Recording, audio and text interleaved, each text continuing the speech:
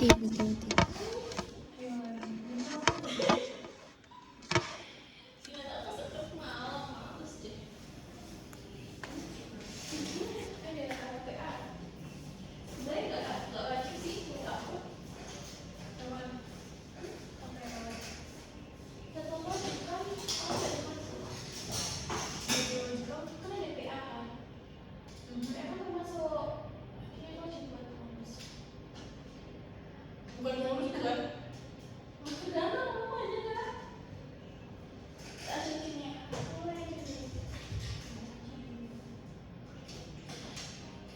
Assalamualaikum warahmatullahi wabarakatuh. Waalaikumsalam warahmatullahi wabarakatuh. Selamat siang anak-anak. Gimana kabarnya siang hari ini? Alhamdulillah sehat, Bu. Alhamdulillah kalau gitu. Sebelum kita mulai pembelajaran, baiknya kalau kita berdoa terlebih dahulu kepada ketua kelas, mohon untuk dipimpin berdoa sebelum belajar. Silakan.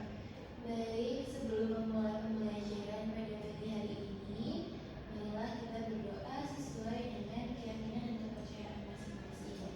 Berdoa dimulai.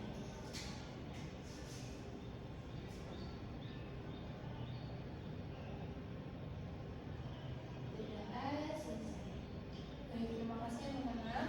Oke, jadi pada pertemuan kali ini kita akan belajar tentang komponen-komponen peta. Nah, tujuan dari pembelajaran kita hari ini adalah diharapkan kalian bisa memahami tentang definisi dari peta. Siswa juga mampu mendiskusikan komponen-komponen peta serta mampu menjelaskan fungsi dari peta. Oke, yang pertama, Ibu mau bertanya terlebih dahulu, apa kalian pernah jalan-jalan? Pernah, Bu. Ke tempat baru atau ke tempat lama? Ke tempat baru. Oke, biasanya kalau ke tempat baru kalian udah tahu jalannya atau gimana? Biasanya karena kalau tempat baru kalau saya belum pernah tahu, jadi biasanya tuh buat tempatnya dibantu pakai Maps. Kalau saya tuh biasanya pergi ke tempat yang udah tahu aja, Bu, karena takut kesasar. Iya tuh. Jadi pernah jalan-jalan? Gak pernah, Bu.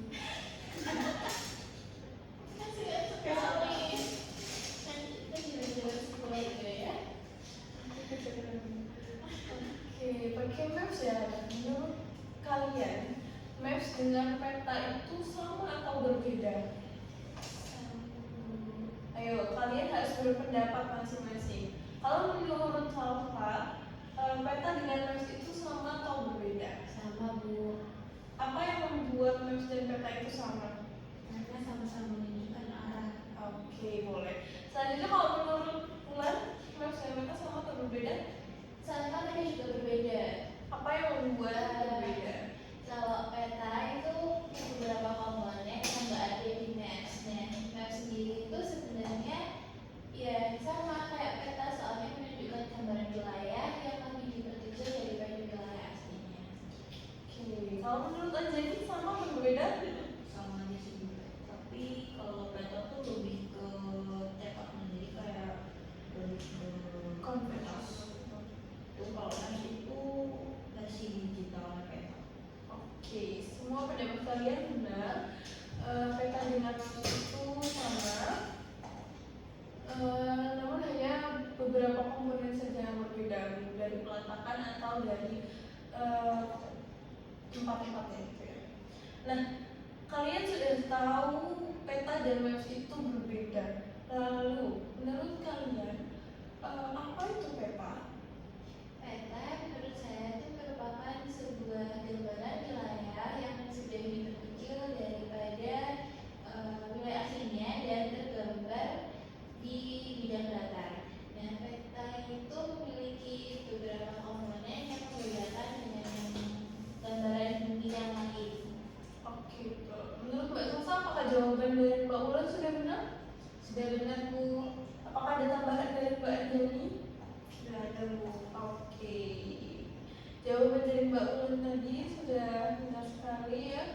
Jadi Jadi pengertian peta sendiri adalah gambaran dan permukaan bumi yang digambarkan dalam bidang 2 dimensi menggunakan sistem proyeksi dan skala tertentu. Oke, materi berikutnya adalah ini fungsi dari peta. Nah, tadi kan kalian menyebutkan bahwa salah satu fungsi dari peta adalah untuk kalian gunakan ketika jalan-jalan atau arah gitu kan. Betul sekali. Jadi secara umum peta itu berfungsi untuk mengetahui dan menentukan lokasi dari suatu tempat atau dari suatu wilayah yang sedang dicari. Juga selain untuk menunjukkan tempat atau wilayah, itu juga menunjukkan informasi yang ada di wilayah tersebut. Oke, nah jadi dalam peta itu terdapat 12 komponen yang harus ada. Misalkan peta itu tidak memiliki 12 komponen, maka peta itu merupakan peta yang kurang baik. Oke. Komponen yang pertama dalam peta itu adalah judul. Nah, judul ini mencerminkan isi dari peta. Biasanya judul itu letaknya ada di bagian atas dan dicetak tebal. Besar kecilnya dari judul itu disesuaikan dengan besar kecilnya si peta. Nah, ini merupakan judul peta. Selanjutnya komponen berikutnya itu adalah orientasi. Nah, orientasi ini adalah pedoman bagi kita dalam membaca peta karena untuk menunjukkan bagi pengguna untuk memahami arah ketika membaca peta. Nah, simbol arah mata angin ini bisa diletakkan di mana saja. Yang penting tidak mengganggu informasi lain yang terdapat dalam peta. Oke, komponen yang ketiga itu ada skala. Skala sendiri merupakan bagian yang penting karena fungsinya itu untuk mengetahui perbandingan antara jarak sebenarnya dengan jarak pada peta. Nah, skala itu biasanya contohnya itu seperti itu, dan skala sendiri itu dibedakan menjadi 3, di mana ada skala numerik, biasanya itu digambarkan dalam angka. Contohnya itu seperti di situ itu ada 1/400.000, lalu yang kedua itu ada skala garis. Nah, skala garis ini biasanya digambarkan dalam bentuk garis horizontal atau bentuk batang. Lalu yang ketiga itu ada skala verbal. Kalau skala verbal itu skalanya ditulis dengan kata-kata. Contohnya itu ada 1 inch to 1 mile atau sama dengan 1/63.660. Nah, berikutnya komponen keempat itu ada simbol peta. Simbol peta adalah gambar di dalam peta yang digunakan untuk mewakili dari kenampakan alam yang ada di permukaan bumi. Dalam penggambarannya ini ditempatkan sesuai dengan dimana kenampakan alam itu berada. Dan simbol peta ini biasanya saling terkait dengan legenda. Nah, yang disebut simbol peta itu adalah gambar-gambar ini, seperti garis merah, kalau ada lingkaran-lingkaran ini merupakan simbol. Oke, berikutnya yang komponen kelima itu ada berikut itu ada macam-macam dari simbol. Simbol itu dibedakan menjadi 3. Yang pertama itu ada simbol titik. Simbol titik ini biasanya digunakan untuk menunjukkan tempat atau data posisional. Misalnya itu simbol titik, simbol persegi, simbol lingkaran, dan simbol segitiga. Biasanya digunakan itu untuk ibu kota negara, untuk gunung, untuk kecamatan, atau ibu kota. Lalu yang kedua itu ada simbol garis. Simbol garis ini bentuknya itu garis yang menunjukkan kenampakan alam tertentu. Bisa digunakan untuk menggambarkan sungai, jalan raya, jalan kereta, ataupun batas-batas administrasi. Lalu yang ketiga itu ada simbol area. Nah, kalau simbol area ini berbentuk abstrak yang menunjukkan kenampakan alam tertentu. Contohnya seperti yang ada di PPT itu ada gambar danau, ada rawa, dan sawah. Oke, simbol berikutnya itu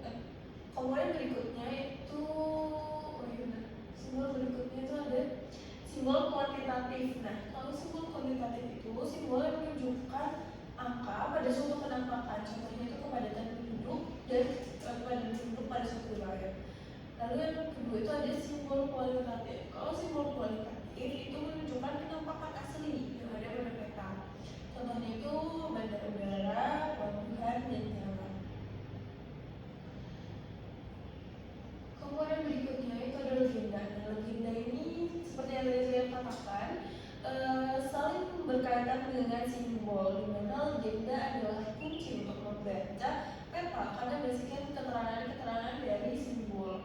Nah, contohnya itu yang ada di bawah. Tuh seperti misalkan itu ada simbol garis merah itu menandakan jalan utama. Keterangan-keterangan tersebutlah yang disebut dengan legenda. Komponen yang keenam itu ada warna. Nah, warna ini untuk membedakan kenampakan alam yang ada di permukaan bumi. Biasanya juga untuk menambah tingkat estetika peta. Contohnya, contoh dari warna itu seperti yang ada di tabel. Warna biru itu biasanya untuk menunjukkan kedalaman laut, dan warna kuning atau hijau serta coklat itu biasanya untuk menggambarkan suatu daerah. Lalu yang ketujuh itu ada komponen garis astronomis. Nah, garis astronomis itu terdiri dari dua garis, yaitu ada garis bintang dan garis bujur. Garis itu berguna untuk mengetahui posisi absolut dari suatu objek. Tandanya itu garis astronomis ini umumnya digambarkan dengan sebuah garis pendek yang memotong garis tepi. Oke, garis komponen berikutnya itu ada garis tepi. Nah, garis tepi ini adalah garis yang membatasi peta. Biasanya itu ada garis tepi atas, bawah, kiri, kanan. Lalu yang ke-9 ada komponen sumber peta. Sumber peta ini untuk meyakinkan pengguna bahwa peta tersebut berasal dari instansi yang berkompeten dalam pembuatan peta, dan supaya bisa dipertanggungjawabkan ketika nantinya ditemukan suatu kesalahan. Oke, lalu yang ke-10 itu ada tahun pembuatan. Tahun pembuatan ini untuk mengetahui kapan peta tersebut dibuat. Tahun pembuatan ini penting karena untuk mengetahui perubahan-perubahan yang ada pada peta. Kemudian yang ke-11 itu ada insert peta. Insert peta ini biasanya merupakan peta kecil yang disisipkan di peta utama. Fungsinya itu untuk memberikan gambaran mengenai lokasi yang dijadikan peta utama. Insert sendiri itu contohnya yang ada di lingkaran merah. Sama ini juga merupakan insert peta. Dan yang terakhir, komponen terakhir itu adalah lettering. Lettering sendiri merupakan cara penulisan dan berfungsi untuk mempertebal arti dari seluruh himpunan yang ada. Jadi lettering sendiri bisa juga disebut dengan toponomi, yang dibagi menjadi dua. Itu ada tipsografi, itu huruf-hurufnya ditulis dengan huruf tegak. Contohnya itu ada sembilan. Biasanya digunakan untuk menamakan wilayah-wilayah yang ada di daratan. Lalu ada hidrografi. Kalau hidrografi ini ditulis dengan huruf miring. Contohnya ada Laut Jawa, dan biasanya digunakan untuk wilayah-wilayah perairan. Oke, itu tadi 12 komponen dari peta.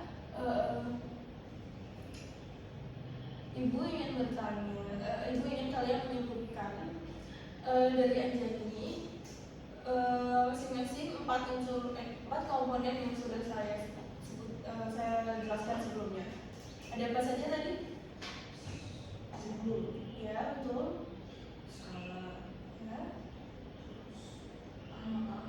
Ya.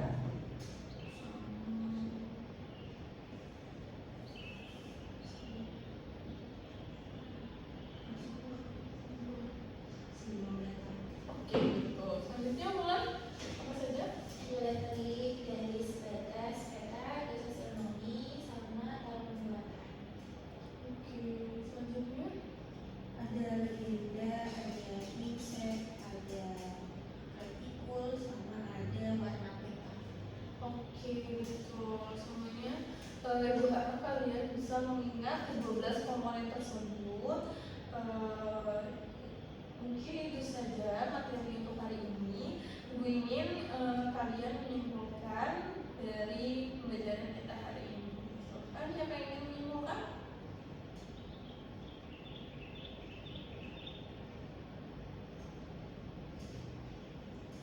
Jadi hari ini kita belajar mengenai peta.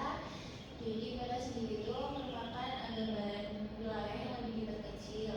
Terus berfungsi untuk menunjukkan arah. Kemudian kita juga belajar mengenai komponen peta, itu 12, ada judul, skala, orientasi, batas peta, garis astronomi, tata pembuatan, sumber peta, lettering, warna, dan simbol serta legenda. Oke, beri tepuk tangan untuk Wulan. Oke, mungkin karena waktunya juga sudah habis, mencukupkan pembelajaran pada hari ini. Kalau mohon maaf, terima kasih untuk hari ini. Sampai jumpa di pertemuan berikutnya. Assalamualaikum warahmatullahi wabarakatuh. Waalaikumsalam warahmatullahi wabarakatuh. Terima kasih Bu.